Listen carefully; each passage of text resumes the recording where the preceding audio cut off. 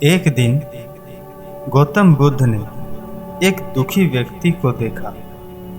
व्यक्ति बुद्ध के चरणों में गिरकर अपने दुख दूर करने का उपाय जानना चाहता था। गौतम बुद्ध ने उस व्यक्ति को अपने पास बैठाया और बोला, तुम व्यर्थ में चिंतित हो, सुख दुख हमेशा नहीं रहते। मैं तुम्हें एक कथा सुनाता हूँ, ध्यान से सुनो। और इस प्रकार गौतम बुद्ध ने उस व्यक्ति को एक कथा सुनाना प्रारंभ किया। किसी नगर में एक सेठ रहता था। वह बड़ा ही उदार और परोपकारी था। उसके दरवाजे पर जो भी आता वह उसे खाली हाथ जाने नहीं देता और दिल खोलकर उसकी मदद करता। एक दिन उसके यहाँ एक आदमी आया। उसके हाथ में एक पर्चा था जिसे वो बेचना चाहता था। उसके पर्चे पर लिखा था, यह समय सदा ना रहेगा।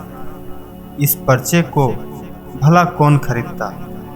लेकिन सेठ ने उसे तत्काल खरीद लिया और अपने पगड़ी के एक छोर में बांध लिया। नगर के कुछ लोग सेठ से ईर्ष्या करते थे। उन्होंने एक दिन राजा के पास जाकर सेठ का झूठा शिकायत किया, जिससे राजा ने सेठ को पकड़वाकर जेल में डाल दिया। सेठ समझ नहीं पा रहा था कि उसे आखिर क्यों जेल में डाला गया है। जेल में काफ़ी दिन निकल गए। सेठ बहुत दुखी था। क्या करे, उसकी समझ में कुछ नहीं आ रहा था। एक दिन अकस्मात ही सेठ का हाथ पगड़ी की गांठ पर पड़ गया। उसने गांठ को खोलकर पर्चा निकाला और उसे पढ़ा। पढ़ते ही उसकी आंखें खुल गई। उसने मन ही मन कहा, अरे तो दुख किस बात का। जब सुख के दिन सदा ना रहे तो दुख के दिन भी सदा ना रहेंगे। इस विचार के आते ही वह जोर से हंस पड़ा और बहुत देर तक हंसता रहा। जब चौकीदार ने उसकी हंसी सुनी तो उसे लगा सेठ मारे दुख के पागल हो गया। उसने राजा को खबर दी।